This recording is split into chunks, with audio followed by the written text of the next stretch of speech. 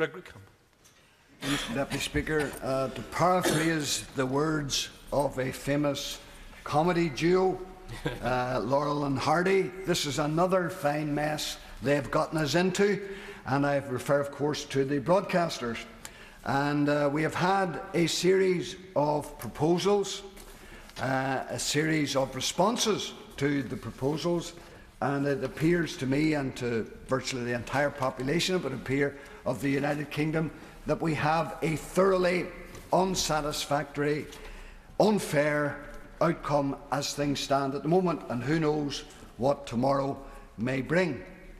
Initially, the broadcasters seemed to be looking favourably at, and would have been a fair debate, the potential Prime Minister coming from the largest party in the opinion polls, head-to-head with the other potential Prime Minister from the second largest party. And that would have been fair, and I think on a national debate most people would have said, let the debate continue. Once they then moved from that and moved subsequently to the position of including a range of smaller parties, but the threshold appeared to be an arbitrary one, where they included some but not others, particularly when they included, for example, the SNP from Scotland and Plaid Cymru from Wales. The defence that I read after they had reached that conclusion was that the difference between Plaid Cymru, SNP and, for example, ourselves in the DUP in Northern Ireland was that the SNP and Plaid were facing the other parties in their respective jurisdictions.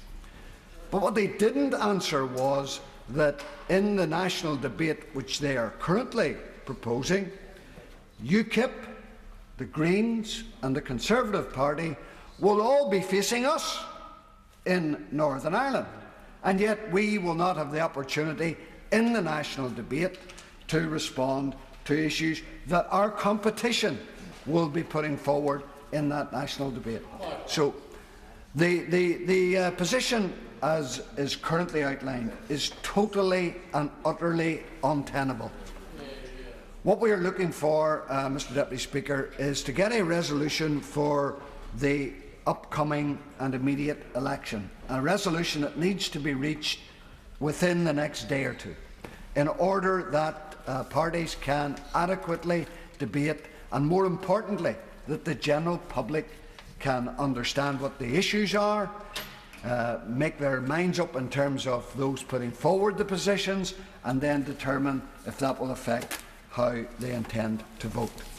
But in the longer term, and this is why we have worded the motion in the way that we have, what needs to happen subsequent to 2015 is that there must be no repeat of this Horlicks, because that is what it is. It is a complete and utter Horlicks. And no broadcaster, I've heard no reporter from any broadcaster seek to attempt to defend it, because it is indefensible. So what we must get beyond this election is some independent mechanism, an independent means that will use a fair rationale for arriving at a debate.